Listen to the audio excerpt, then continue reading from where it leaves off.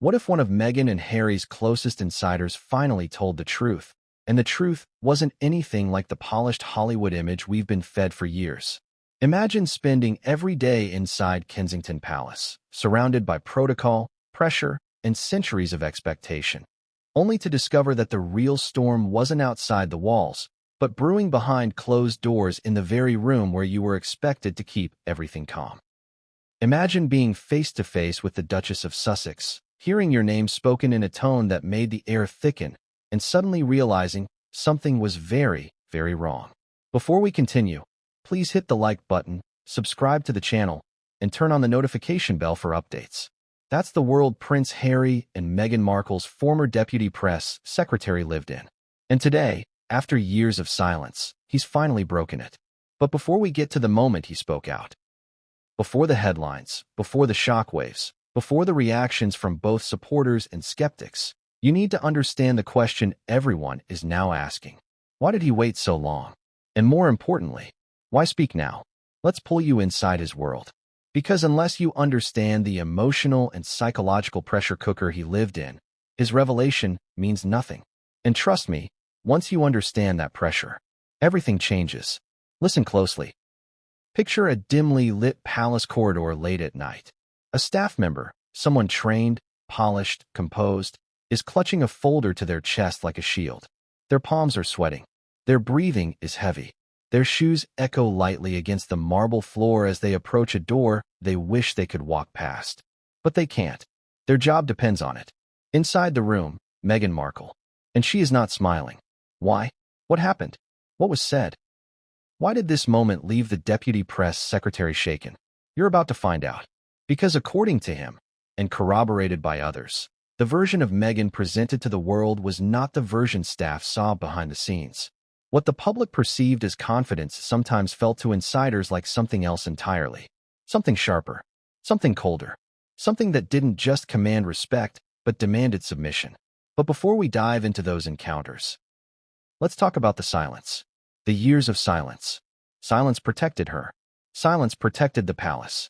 Silence protected the institution, and, to some degree, it even protected him. But silence doesn't last forever. Not when truth begins rotting underneath it. Let me ask you directly. Have you ever been in a situation where you stayed quiet, not because you wanted to, but because speaking would cost you everything? That's where he was. Every day, he had to navigate two worlds. The world the public saw, Meghan stepping out in fitted coats, delivering speeches about compassion, appearing poised and confident. And the world behind closed doors, where aides whispered warnings to each other, crying quietly in bathrooms, or stepping outside for air because the pressure felt suffocating. Contradiction. That's the word that defined everything. The contradiction between the Meghan staff expected and the Meghan they got. The contradiction between Harry's desperation to protect his wife and the staff's desperation to protect themselves. The contradiction between the royal institution's need to preserve order and the chaos that seemed to erupt around this new royal couple. But contradictions aren't always obvious at first. Sometimes they build slowly, unnoticed, like a hairline fracture in a window, invisible from afar, devastating up close. Let's set the stage. When Meghan first arrived, the energy was electric. Staff were excited. They wanted her to succeed. They wanted Harry's happiness to translate into stability. They wanted this new chapter to be a win for everyone. But early on, whispers began, then murmurs, then quiet warnings. Staff described feeling on edge, unsettled, walking on eggshells. And at the center of those whispers was a woman navigating a new world, a new culture, a new hierarchy, and according to insiders, doing it with an iron grip. Was it ambition? Was it insecurity? Was it cultural shock? Was it something deeper? That's the question people keep arguing about. But here's the truth you won't hear in headlines. Behind every leaked email, behind every resignation, behind every HR report, behind every frustrated aide, there was a moment, a specific moment, a personal moment, a moment when someone in that palace walked away thinking, this isn't normal, this isn't sustainable, this isn't right. The deputy press secretary witnessed many of those moments. But one in particular, one single encounter, would stay burned into his memory and become the emotional center of this entire story. We're building to that moment. But not yet. Because before the explosion, there were sparks. Small ones. Barely noticeable unless you knew what to look for. So let's talk about the very first spark. The first time the deputy press secretary felt something was off. It didn't come during a crisis. It didn't come during a scandal. It didn't come during a tabloid frenzy. It came during something simple. Something ordinary. Something forgettable to most, but unforgettable to him. A briefing. Just a standard, routine, harmless press briefing about Meghan's upcoming engagements. But the energy was wrong. The tone was wrong. The room was wrong. And Meghan's reaction to a simple question, a perfectly reasonable question, shifted the atmosphere from calm to cold. And when she spoke, her words weren't the problem. It was the way she said them. The temperature dropped. Someone nervously laughed. Someone else looked at the floor. And the deputy press secretary's stomach tightened, not because of what was being discussed, but because of the tension that suddenly filled the space. Have you ever been in a room where the energy changes instantly, like a gust of cold wind slamming through a window you didn't know was open? That was the feeling. Now, at this point, staff brushed it off. New environment, new expectations, new personalities. Hiccups happen. Adjustments happen. Everyone tried to be understanding. But some moments stay with people for a reason. Because they signal what's coming. And this moment, this tiny, seemingly insignificant exchange, would be remembered later as the quiet beginning of a much bigger problem. But here's where things get even more complicated. While staff felt uneasy, Meghan projected confidence. While staff whispered concerns, public praise grew louder. While insiders sensed a storm, social media saw sunshine. This contradiction became impossible to ignore. And the deputy press secretary was stuck right in the middle. Imagine trying to craft a public narrative while witnessing a private one that didn't match. Imagine being the one who had to spin calmness out of chaos. Imagine knowing the truth, but being paid to package the illusion. That's the pressure he lived under. Every day, every meeting, every closed door. And here's the question I want you to think about. How long can someone live like that before something snaps? Because pressure always finds a way out. It always leaks. It always surfaces. Sometimes quietly, sometimes explosively. And in this case, it surfaced explosively. But that part comes later. Let's pull back for a moment. The reason this former deputy press secretary's voice matters now, more than ever, is because he wasn't just a bystander. He wasn't an assistant peeking around corners. He wasn't a distant member of the team who saw things from afar. He was in the room. He was in the meetings. He was on the calls. He saw the transitions. He witnessed the rise in tension. He felt the emotional whiplash firsthand. But for years, he said nothing. He moved on. He rebuilt his life. He stayed silent. And then, something happened. Something recently. Something that pushed him beyond silence and into revelation. Something that made him say, "Enough. We're going to get to that. And when we do, it will connect every dot in this story." But before that revelation, you need to understand something crucial. Everything he described, every tense moment, every whispered warning, every alleged threat, didn't erupt overnight. There was a build-up. A long one. A slow one. A painful one. And it all began with a moment so small, most people would have dismissed it. But he didn't. Because deep down, he sensed what others ignored. And he was right. Because that moment, tiny as it was, would become the first crack in the facade. And cracks only grow. Which brings us to the question you should be asking right now. If the first moment felt that tense, what happened next? What happened when the door finally closed? And Meghan Markle spoke directly to the deputy press secretary? What happened in the very first private meeting that made him question everything he thought he knew? What did she say? How did staff react? And why did that moment mark the point of no return? Because that, exactly that, is where the real story begins. And nothing after that would ever be the same. But the first private meeting, the one behind the closed door, that's where we go next. And trust me, what happened in that room would change everything. And no one saw it coming. Have you ever walked into a room and felt that something wasn't right, even before anyone spoke? For Thomas Gray, the deputy press secretary of Northbridge Palace, that feeling hit him like a shockwave the very first week of Duchess Marina's arrival. It was subtle at first, a flicker in her eyes, a tightening of her jaw when a minor request didn't go perfectly, a glance so sharp it felt like it could pierce through the polished wood of the palace walls. Most newcomers have quirks. Most new royals bring energy, charisma, and charm. But there was something different about Marina. Something that didn't just command attention, it demanded it, and then tested it. Thomas remembers the day clearly. The palace staff had been preparing for a charity gala, a high-profile event that Marina herself had championed months prior. The decorations, the guest lists, the press notes, everything had to be flawless. Yet when Marina entered the room for a briefing, Thomas could feel a tension ripple through the air, a tension that had nothing to do with the gala itself. She began with a compliment, but it didn't land as warmth. It landed as control. Staff adjusted their posture. Papers were shifted nervously. A junior aide nearly dropped a folder. The room was polite, restrained, yet every corner vibrated with a quiet unease. "Is everything ready?" Marina asked, voice soft, measured, but carrying an undertone Thomas couldn't place at first. There was a sharpness beneath the melody, an invisible edge. "Yes, Your Grace," the team replied, rehearsed. Thomas nodded silently, but inside, a knot tightened. He had seen royal introductions before. He knew the game. But this was different. It didn't help that she was charming in public. On cameras, at photo calls, and in front of visiting dignitaries, Marina exuded grace, warmth, and perfect poise. Yet behind the palace walls, the same charm was accompanied by something far less predictable, a meticulous attention to every word, every gesture, every detail. And an impatience that could turn quietly menacing if expectations weren't met. It was subtle at first.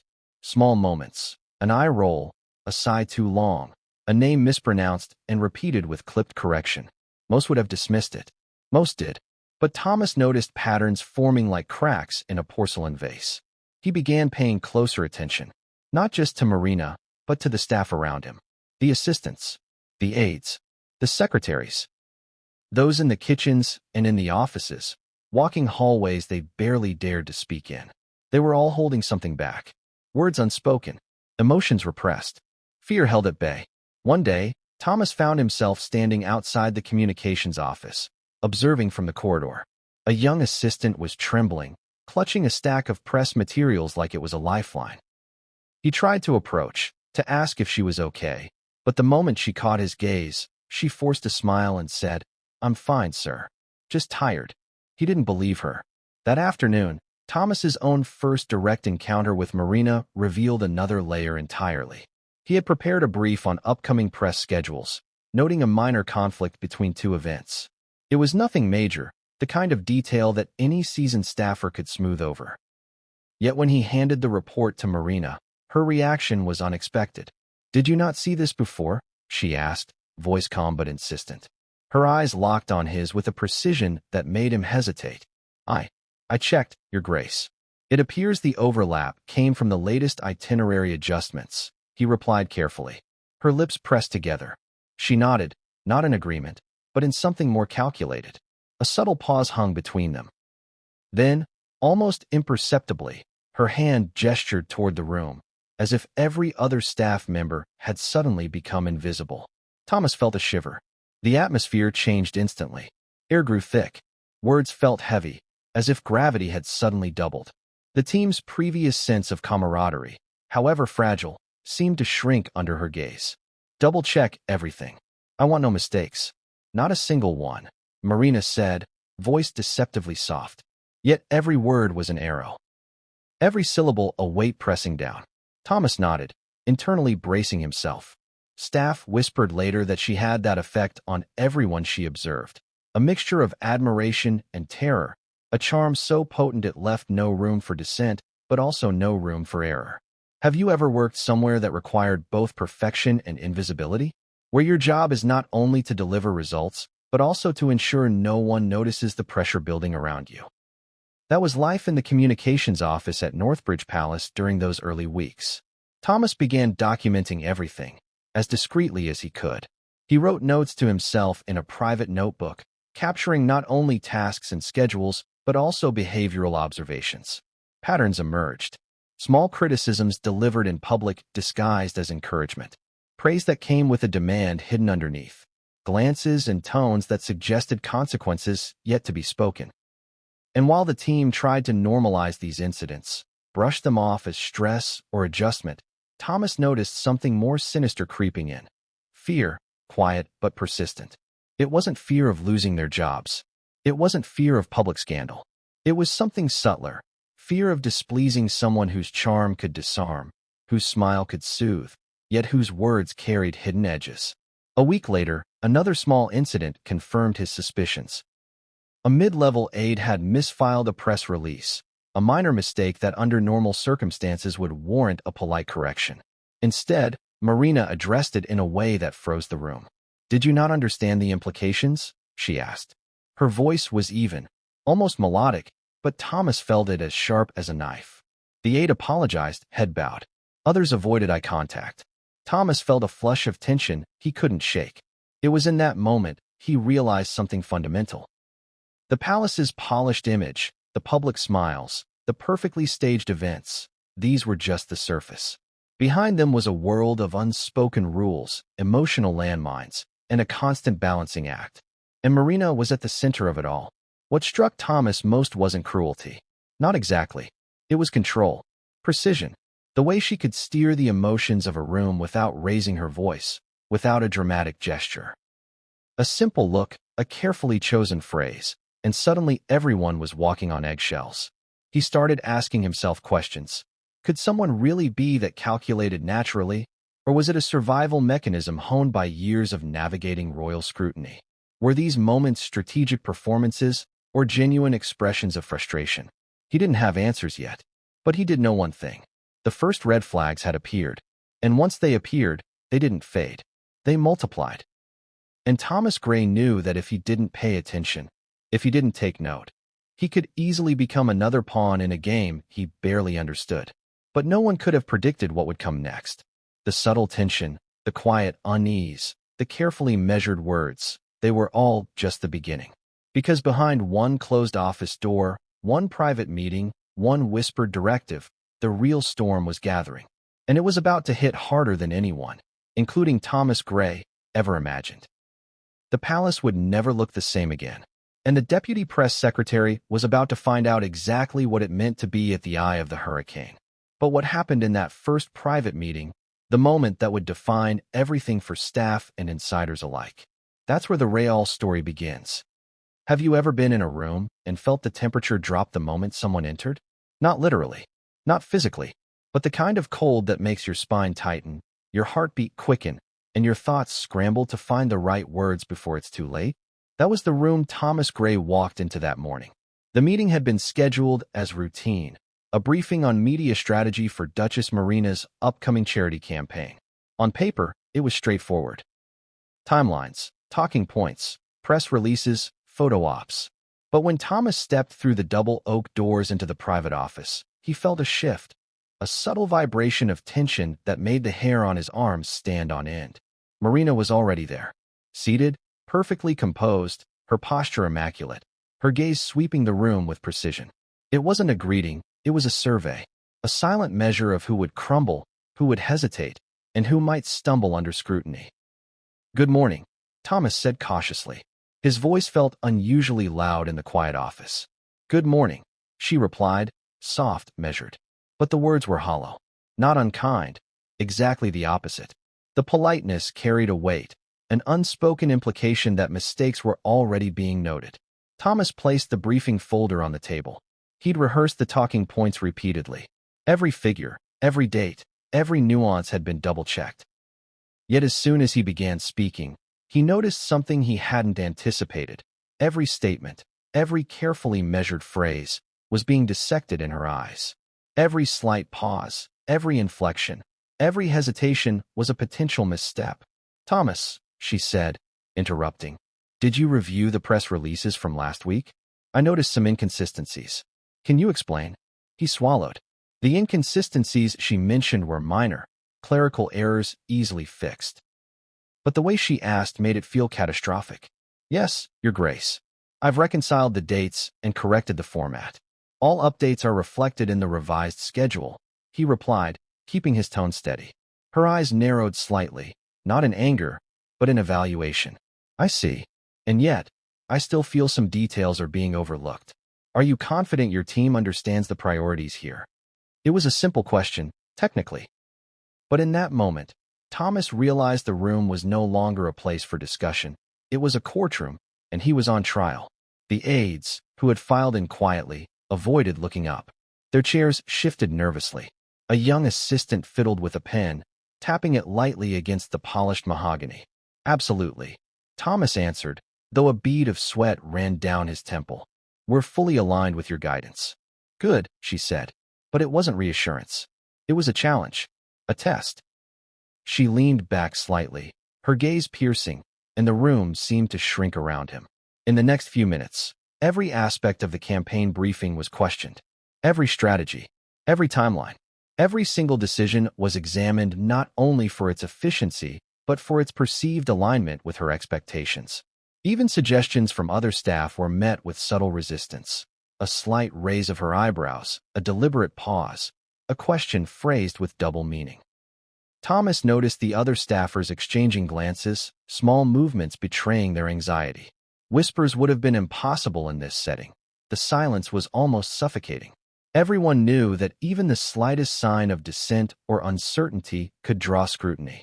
By the end of the meeting, what should have been a simple operational briefing had transformed into something far more insidious, a psychological pressure test.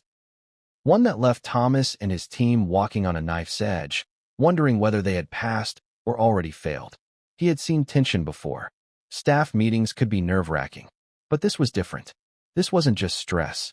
This was an orchestrated intensity that left an invisible mark. It didn't stop there.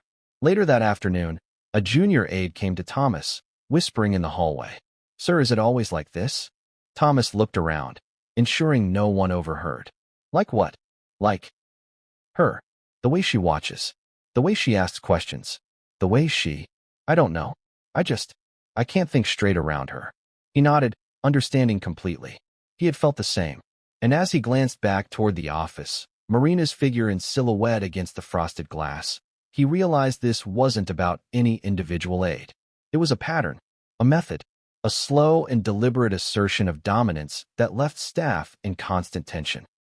By evening, the psychological impact of that morning's meeting had rippled through the communications office. Staff whispered in hushed tones near coffee machines. They discussed tiny mistakes they'd made and whether those could be reported. They questioned whether their interpretations of directives were correct. They wondered what would happen if Marina detected hesitation. Have you ever had that sinking feeling? The one where you realize you're being tested, and failing might not only cost you your credibility, but could damage your professional life in ways that aren't immediately apparent? That was the atmosphere in the Northbridge Palace Communications office. Thomas began taking more detailed notes. Not formal reports, just observations. Times, dates, tones, reactions, the subtle flick of an eyebrow, the pause before a word. Everything mattered. He had learned early on that small signals often predicted much larger outcomes. And yet, even as he documented, he questioned himself. Was he overreacting? Was he reading too much into a normal high-pressure environment? Was the tension a natural side effect of Marina's ambition and standards? But then came the next incident. A memo had been circulated regarding upcoming interviews with local charities. A seemingly straightforward communication. Yet Marina's response was startling. Did anyone consider how this might be perceived externally? She asked sharply, though her tone remained calm. This phrasing, it's careless. We cannot appear careless. Thomas recognized the subtle power play. She was asserting authority without overtly scolding anyone. But the effect was clear. Staff were frozen in their seats, internalizing a fear that wasn't openly stated but was palpable in every corner of the room. For Thomas, that was the turning point. The first red flags had been subtle, almost ignorable, but now they were impossible to dismiss. There was a pattern emerging, behavior designed to test boundaries, to establish control, and to leave staff in a perpetual state of uncertainty. He began seeing the ripple effects immediately. Staff avoided offering new ideas unless they were pre-approved. Meetings became exercises in caution rather than collaboration. Even small disagreements were tempered with extreme care.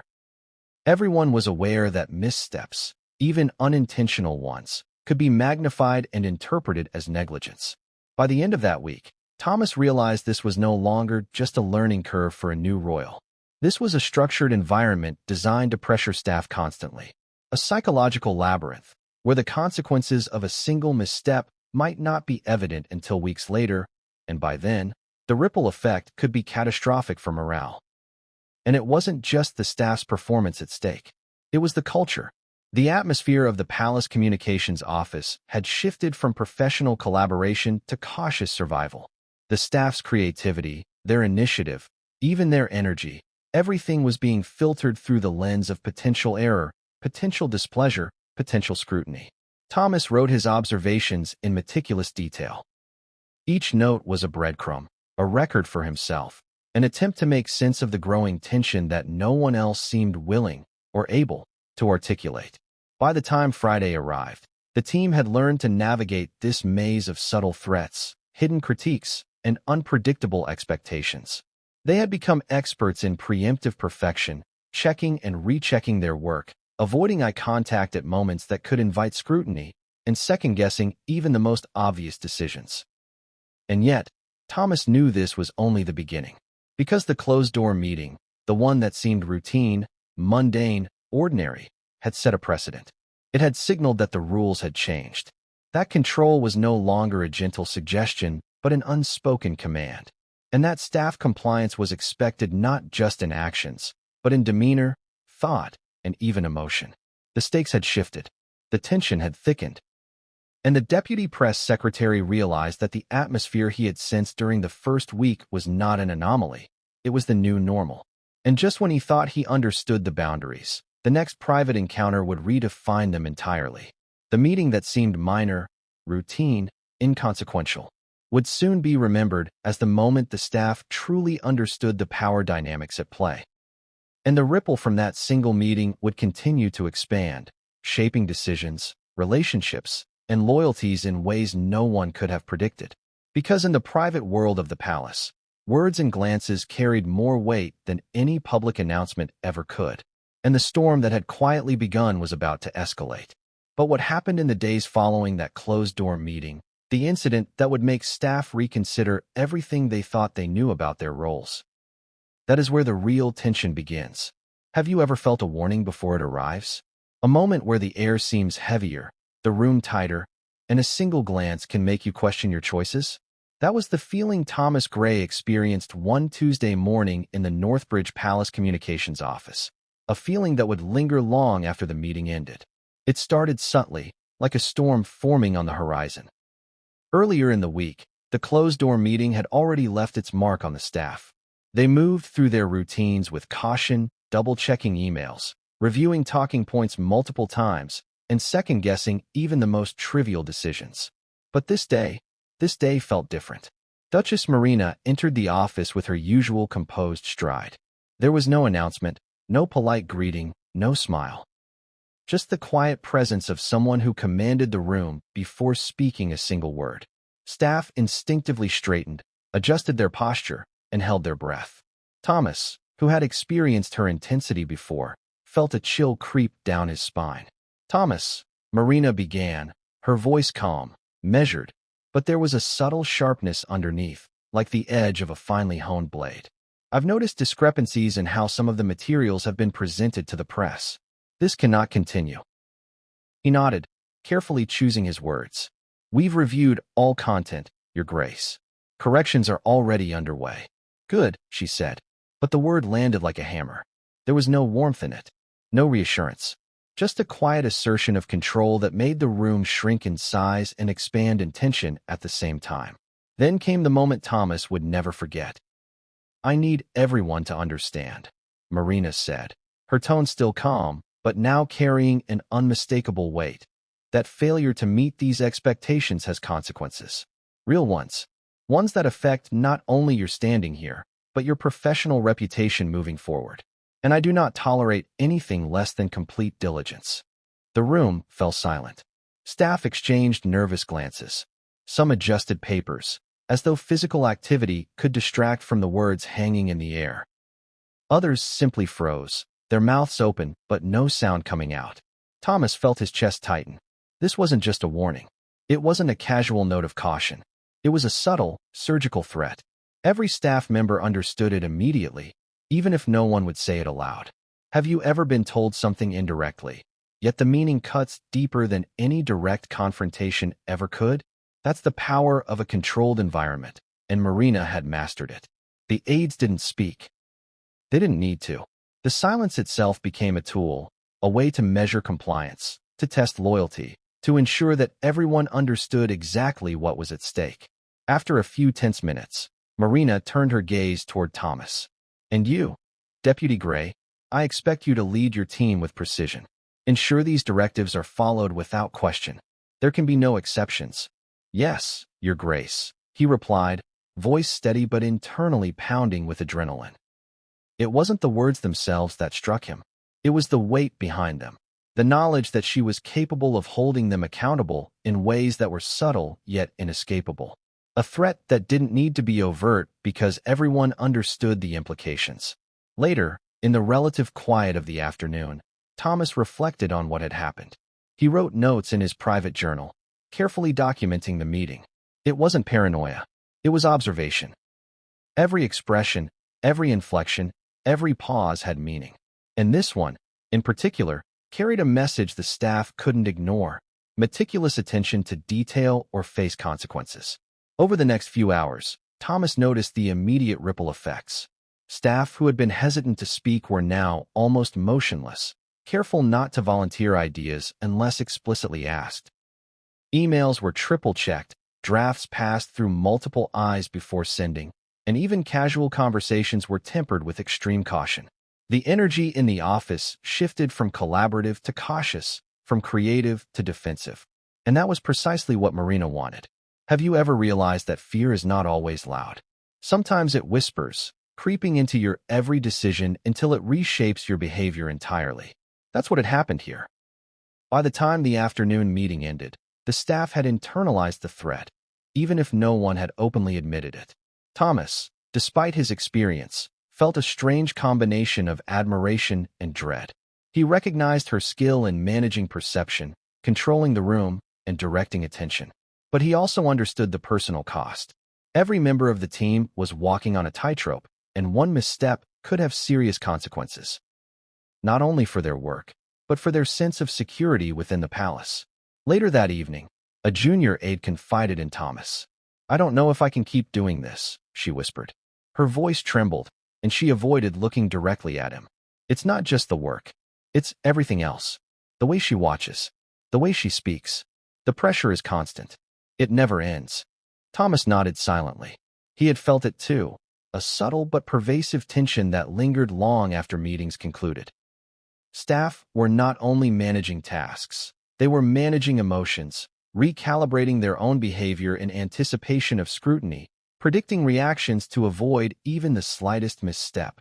And yet, despite the fear, there was a strange loyalty, a paradoxical mix of respect, admiration, and apprehension that kept the staff engaged. They wanted to succeed.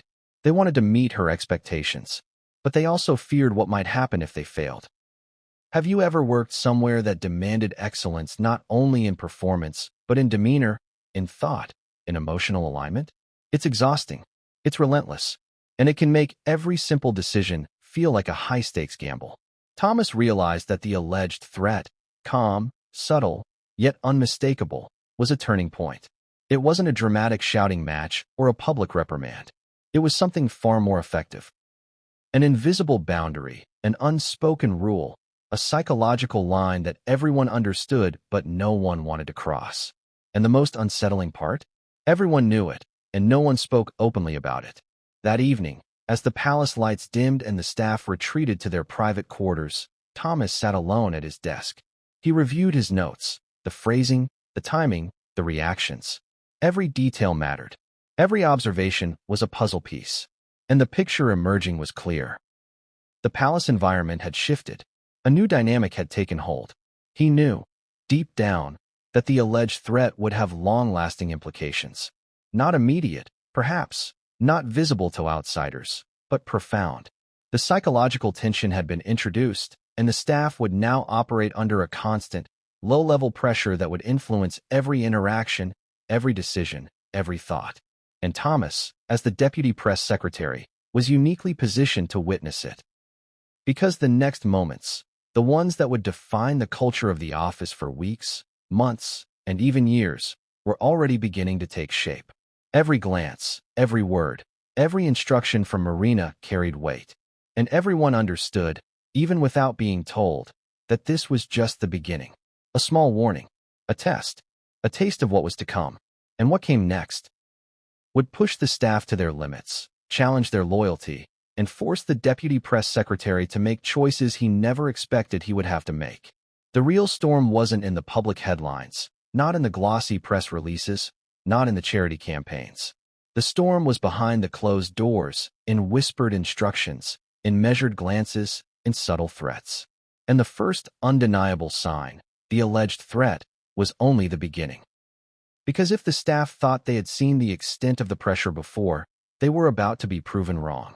And the ripple effects of that single meeting would continue to unfold in ways no one could have predicted. The question Thomas couldn't stop asking himself was simple, yet terrifying. How far would this go? And what would happen if someone finally reached the breaking point? Because in the controlled, polished, seemingly perfect environment of Northbridge Palace, one private moment could change everything. And no one was ready for what came next. Have you ever noticed a pattern before it fully reveals itself? The subtle repetition of behaviors, small inconsistencies, little cues that on their own seem trivial. But when strung together, they form a picture impossible to ignore. For Thomas Gray, the deputy press secretary at Northbridge Palace, these patterns began to emerge quietly at first. A misplaced document here, a hesitant reply there. Slight pauses in meetings that carried weight far beyond their surface meaning. At first, staff brushed these moments off as the adjustments of a new royal learning her surroundings. But over time, it became undeniable. A methodical pressure was being applied, one that left everyone questioning themselves and their every move. The tension in the communications office was palpable. Staff arrived each morning anticipating scrutiny, bracing themselves for the next seemingly small comment that might carry hidden implications. Tasks that had once been routine were now psychological minefields. Even the simplest email could be interpreted as a misstep. Every press release, every social media update, every talking point became a carefully negotiated balancing act. Did you double-check the guest list for the charity event? Marina would ask casually in passing. On the surface, an ordinary question. But Thomas noticed the undercurrent. The emphasis on double-check and the pointed tone that implied that previous mistakes might still exist, unseen but present, ready to be discovered. Staff began to adjust instinctively. Emails were meticulously reviewed multiple times before sending. Drafts were scrutinized by peers. Every line of copy was analyzed not only for accuracy but for tone, implication, and alignment with Marina's exacting standards. Meetings became exercises in precision, where staff members held back questions until every contingency had been considered. The pressure was constant, and it wasn't always loud. There were no explosive arguments in the open. There were no dramatic confrontations in the hallways. Instead, it was the slow, relentless application of psychological weight, building over days and weeks until staff began to feel it in every decision, every thought, every breath. Thomas noticed the subtle but unmistakable signs of strain. A junior aide who once laughed easily now avoided eye contact. Another staff member, previously confident in presenting ideas, had become hesitant, careful to phrase every suggestion with multiple qualifiers.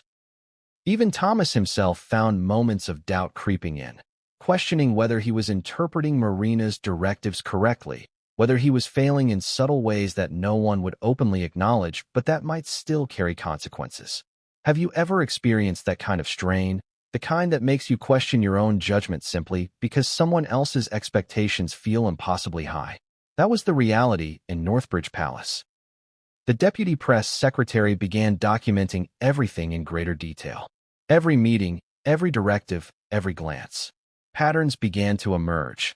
A cycle of high-pressure briefings, minor corrections magnified into lessons, subtle threats implied in tone, and staff responses carefully monitored. It was almost as if the pressure itself had become an instrument, wielded to shape behavior in a precise, calculated way. One morning, Thomas walked past the office where Marina held her early briefings. He paused to observe. She was seated, reviewing schedules, her assistants hovering nearby. Every word she spoke was carefully measured. Every glance was a test. The aides around her responded with deference, adjusting posture and tone with almost imperceptible movements. It was then that Thomas realized the pressure wasn't accidental. It was systemic. Each interaction, no matter how small, contributed to a larger environment of stress. Staff weren't merely responding to directives. They were anticipating scrutiny, modifying behavior, and managing emotions to survive in this controlled ecosystem. And the strain was not only professional, it was deeply personal. Staff members began to display signs of fatigue, irritability, and anxiety. Emails became overlong with disclaimers and clarifications. Meetings were scheduled preemptively to cover all contingencies. Even casual conversations were filtered, carefully considered before being spoken aloud. The office dynamics shifted entirely. Collaboration gave way to caution. Initiative was stifled. Creativity was replaced by meticulous adherence to perceived expectations. And at the center of it all was Marina, whose presence, while calm and composed, was a constant source of pressure. Thomas began to see emotional patterns emerge as well. Fear, respect, and admiration were interwoven in complex ways. Staff were simultaneously drawn to her authority and wary of it, motivated by the desire to succeed and the fear of failure. They learned to read her expressions, to anticipate the subtext behind words, to interpret silences as messages. This emotional strain was not limited to those who worked closely with her. Even those in adjacent departments felt the ripple effects. A minor misalignment in a press release could create tension, which then affected scheduling, coordination, and workflow across the palace. Every interaction carried the weight of potential scrutiny, creating a pervasive atmosphere of anticipation and unease. One afternoon, Thomas witnessed an incident that crystallized the pattern. A junior aide had misfiled a press packet. It was a minor error, easily corrected. But when Marina became aware, she addressed it in a calm, measured tone that left no doubt about the severity of the mistake. "Attention to detail is not optional," she said quietly, her gaze sweeping the room. "We must maintain standards at all times. Any deviation reflects not just on you, but on the team as a whole." The aide nodded silently, swallowing a response that never came. Others in the room shifted uncomfortably, aware that even a minor slip could be interpreted as negligence. The effect was instantaneous. Staff morale dipped, tension rose, and the implicit understanding that perfection was non-negotiable solidified further. Thomas reflected on the broader impact. These repeated interactions were not isolated incidents. They were a cumulative force shaping the behavior, emotions, and decisions of everyone in the office. Patterns of pressure and emotional strain became a defining characteristic of life in the palace. And while Marina's intentions might have been strategic, the consequences were undeniable. Staff were exhausted, anxious, and constantly second-guessing themselves. The energy in the office had shifted from collaborative engagement to careful, cautious compliance. Have you ever been in a situation where the very act of trying to perform well creates more stress than success relieves? That was the reality in Northbridge Palace. Every email, every briefing, every meeting contributed to an ongoing cycle of pressure and emotional strain. Even Thomas, seasoned and experienced, found the cumulative stress affecting his judgment, his confidence, and his ability to navigate the office environment. He began noticing small signs in himself. Hesitation in speaking up, double-checking every phrase before saying it aloud, and occasionally feeling a knot of anxiety tighten in his chest at the thought of a routine meeting. It was clear the environment was no longer sustainable. The question on Thomas's mind was inevitable. How long could staff operate under these conditions before the strain led to mistakes, resignations, or worse? And then came the incident that would answer that question. A minor oversight in a press release led to a direct confrontation. The interaction, calm on the surface, carried the full weight of the pressure Thomas had been documenting. It became a tipping point, a moment where the cumulative strain of weeks of subtle tension boiled over into an unmistakable crisis of morale. Staff began whispering among themselves, exchanging anxious glances, and openly discussing the stress they were under. The office, once functioning as a coordinated team, now felt fractured, each member acting cautiously, almost independently, to avoid scrutiny. Thomas realized that the patterns he had been observing were not just behavioral. They were psychological. The pressure had created an environment where fear, anticipation, and anxiety dominated the workplace culture. And he knew it was only going to get worse. Because the next step, what Marina allegedly did after the initial warning, after the repeated subtle pressures, would push the staff past their limits, testing loyalty, resilience, and the very boundaries of professional endurance. The stage was set. The patterns were clear. The strain was building. And the staff, including Thomas, were standing on the edge of a precipice they hadn't realized was forming beneath their feet. What happened next, when the pressure escalated from subtle cues to direct confrontation, would change everything. The first true test of loyalty, endurance, and nerve was about to arrive. And no one was ready for it. Have you ever reached a point where you know something has gone too far, but you're unsure if anyone else will admit it? That's the precipice Thomas Gray and the Northbridge Palace communications team had reached by midweek.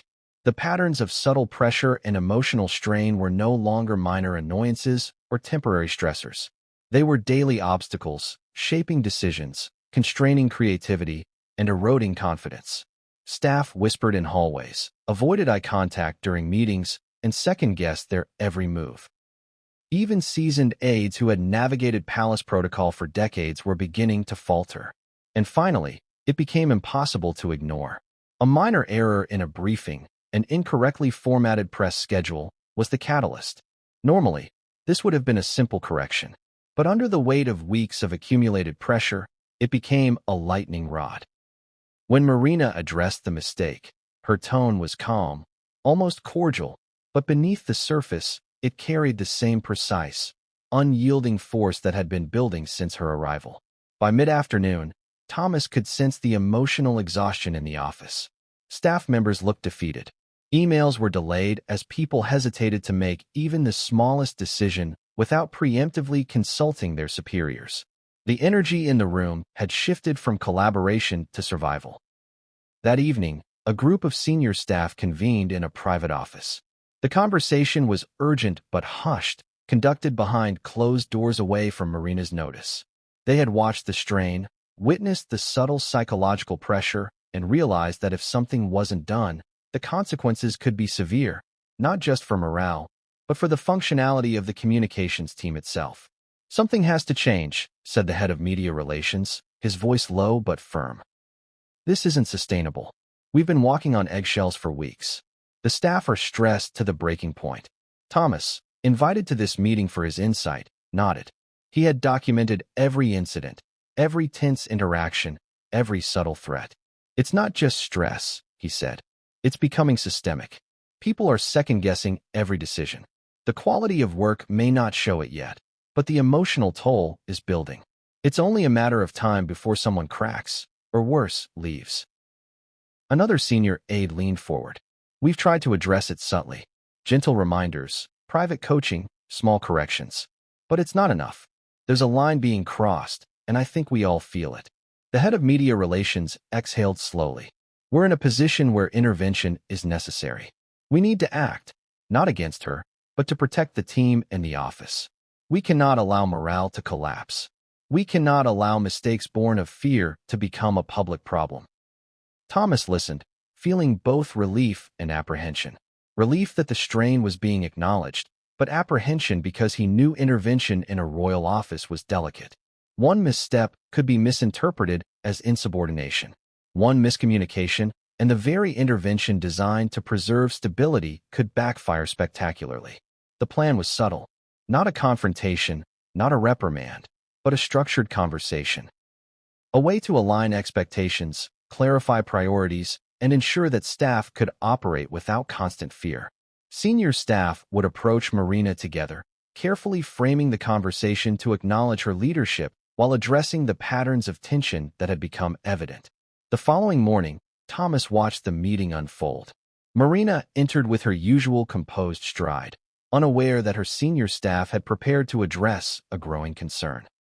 The room was filled with an unspoken tension.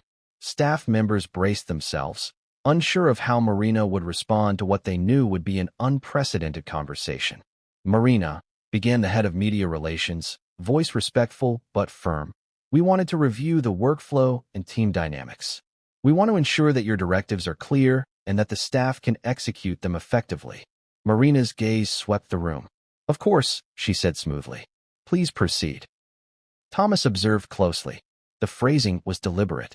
It acknowledged her authority while opening the door to discussion about the patterns of pressure that had been building. The aides who had been exhausted and anxious now held their breath, watching, waiting to see how this would unfold. The conversation was delicate. Senior staff carefully cited examples of miscommunications, small errors, and observed stress among the team, framing them as concerns about efficiency rather than complaints about leadership. They emphasized that the goal was alignment and effectiveness, not criticism. Marina listened. Her expression was calm, composed, almost unreadable. There were moments when she nodded, moments when she tilted her head slightly, as if processing the input and weighing every word. Staff held their breath. Every gesture, every pause, every subtle glance mattered. And then, the moment of tension Thomas would remember for years, Marina's response. She spoke softly, deliberately. I understand your concerns, she said, and I appreciate the feedback. But I must also ensure that standards are maintained. Excellence is non-negotiable. Thomas felt the familiar weight descend upon the room. Excellence was expected, yes, but the implication was clear. The patterns of pressure were intentional, calculated, and unlikely to be removed entirely. Staff exhaled silently, relief mixed with renewed apprehension. The conversation continued, with careful negotiation and measured responses. Marina agreed to clarify directives and adjust expectations slightly, allowing some space for staff to operate without constant fear, but the underlying tension remained. She had conceded just enough to preserve the stability of the office, while maintaining her authority. By the end of the day, the immediate crisis had been managed. Staff members could breathe again, briefly, before returning to the tasks at hand. But Thomas knew the intervention, while necessary, was only a temporary fix. The underlying patterns of control, the subtle psychological pressures, the high expectations, those would continue. He reviewed his notes that evening, reflecting on what had just transpired. The senior staff intervention had prevented a breaking point, for now. But the emotional strain remained, and the memory of the earlier alleged threats lingered. Staff had survived a challenge, yes, but the environment remained delicate. Thomas thought about the broader implications. These patterns, these pressures, were not isolated incidents. They were part of a larger culture within the palace. An ecosystem where authority, perception, and subtle manipulation intertwined. Intervention could manage symptoms, but the structural dynamics remained unchanged. And he knew, deep down, that the next incident, the one that would truly test loyalty and endurance, was already on the horizon. The breaking point had been delayed, but it was inevitable. The question was not if, but when, and under what circumstances it would arrive. Because in a world where authority was absolute and emotional pressure constant, the staff were navigating not just tasks, but survival. Every decision, every word, every glance was now a test. And the deputy press secretary understood that his role as mediator and observer was more critical than ever. The palace might appear calm to outsiders, polished and serene, but inside, the subtle currents of tension and strain continued to flow. Staff were exhausted, alert, and wary. They were walking a tightrope, balancing professional duty against emotional endurance, anticipating the next challenge before it even arrived. And Thomas knew, the patterns of pressure and emotional strain were not anomalies. They were the new reality. And the next event, the escalation that would push staff beyond endurance, was about to unfold. The storm was gathering, and no one in the palace office was prepared for the impact. Have you ever seen someone's entire demeanor shift in an instant, as if a single piece of information altered not just their plans, but the entire energy of the room? That's exactly what happened in the Northbridge Palace Communications office when Duchess Marina became aware that someone had reported concerns to senior staff. The tension had been building for weeks. Subtle, psychological pressure, careful glances, measured corrections. But this moment was different. It was the kind of shift that leaves everyone unsure of where they stand. One instant, she was calm and composed. The next, the room felt smaller, charged, as though every inch of space had been infused with scrutiny. Thomas Gray, observing quietly, felt the familiar tightness in his chest. He had seen this pattern before, a controlled facade cracking under the weight of new information. But he had never witnessed it with such precision, such immediate effect.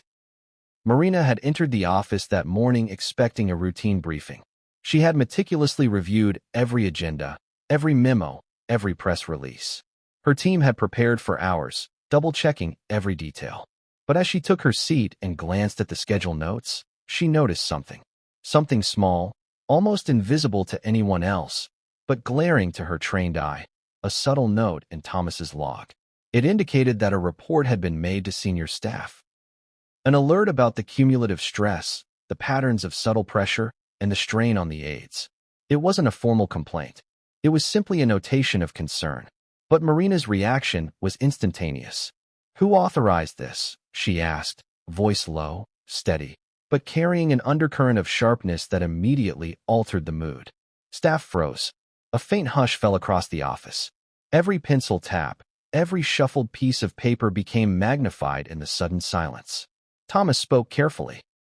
"Your Grace, it was simply a note in the records, a way to track staff well-being and ensure alignment with protocols." Marina's gaze swept across the room, landing briefly on each aide. "I see," she said, but the pause that followed stretched unnervingly. Every person present could feel the subtle shift. The energy had changed, not because of anger, but because of the implied assertion of authority. The unspoken question was clear: who had overstepped? The junior aide who had confided in Thomas earlier now sat frozen, clutching her notebook tightly. Her hands trembled slightly, a response to the sudden recognition that even private observations could carry consequences. "You," Marina said softly, addressing Thomas directly. Her voice carried weight without elevation, an unspoken reminder that control was absolute. "I need absolute clarity on the flow of information within this office. Who knows what? Who is making observations without consultation?" Thomas swallowed. Every response had to be precise. Any misstep could be amplified. "Your Grace, all internal notes are intended to maintain accuracy and ensure team efficiency. No information was shared outside the senior staff." Her eyes narrowed slightly. "And yet," she said, "this information reached me indirectly before I was informed. That is a failure in communication." The statement was calm, almost neutral in tone. But the staff felt it as a direct assertion of power. It wasn't just an observation. It was a reminder that all information, all perception, all assessment flowed through her. Control was absolute. And the message was unmistakable: do not circumvent her authority. Thomas felt a familiar knot of tension in his stomach. He had witnessed the subtle power plays before, but this moment carried an added weight. This wasn't about a minor misstep or a small error. It was about trust, loyalty, and perception. The staff realized quickly that their private assessments, even when intended to protect the office or maintain standards, could inadvertently provoke scrutiny. Marina continued, addressing the entire room. "We must ensure alignment. Everyone here represents my priorities, and indirectly, the reputation of the office. Miscommunications, even with the best intentions, can compromise that perception." The aides shifted slightly in their seats. There was no dramatic outburst, no raised voices, yet the tension was almost tangible. Staff members adjusted their posture, avoided eye contact, and recalibrated their responses. Even seasoned employees who had weathered countless palace pressures felt the strain. Have you ever been in a situation where the stakes are invisible, yet unmistakable? Where a single glance or carefully chosen word signals that everything you've done could be scrutinized? That was the atmosphere now. Thomas reflected on the cumulative effect. The repeated patterns of subtle pressure, the consistent emotional strain, and now the direct assertion of authority had created a highly charged environment. Staff were no longer reacting to tasks. They were reacting to potential perception. Every action was filtered, every decision second-guessed, every word measured. One aide, trembling slightly, tried to speak. "Your Grace, it was only intended to." "Intended?" Marina interrupted, her voice cutting but controlled. Intentions are irrelevant without execution, and alignment is paramount. The young aide fell silent. The lesson was clear. Even good intentions must align perfectly with expectations. The room was quiet again, but the tension remained, simmering beneath the surface. Thomas noted internally how this moment would ripple through the office. The staff had already experienced subtle pressure, minor corrections, and indirect suggestions. Now, a direct acknowledgement of perceived deviation, however small, had escalated the emotional stakes. Staff would proceed with extreme caution, internalizing the implications for future interactions. The psychological strain was mounting. Fear, respect, and a desire to maintain favor coexisted in an uneasy balance. Staff had to perform, anticipate, and interpret simultaneously. One misjudgment could have consequences, and those consequences were rarely articulated aloud, only felt. By the afternoon, Thomas observed the effects in real time. Aide collaboration became hesitant. Discussions were shorter, more precise, and filtered through multiple mental checks. Email drafts were reviewed obsessively. Even minor questions were deferred, as staff weighed potential perception against necessity. The dynamics were shifting. The emotional strain was no longer a byproduct. It was a defining feature of office life. Patterns of pressure had escalated into a near-constant vigilance, where staff functioned in a state of hyper-awareness, balancing duty with self-preservation. Thomas understood the broader implications. Repeated exposure to such pressure would inevitably affect morale, retention, and performance. Staff might remain efficient in the short term, but over time, the mental and emotional cost could lead to burnout, errors, or attrition. The intervention by senior staff earlier had temporarily alleviated tension, but the underlying structure of authority and subtle intimidation remained firmly in place. And then came the moment that crystallized the impact. A minor discrepancy in scheduling was brought to Marina's attention by Thomas. He had caught it early, preventing any public misstep. But when she was informed, her response was precise, controlled, and unwavering. "This cannot happen again," she said, voice measured but resolute. "Everyone must understand the full implications of lapses, not just for efficiency, but for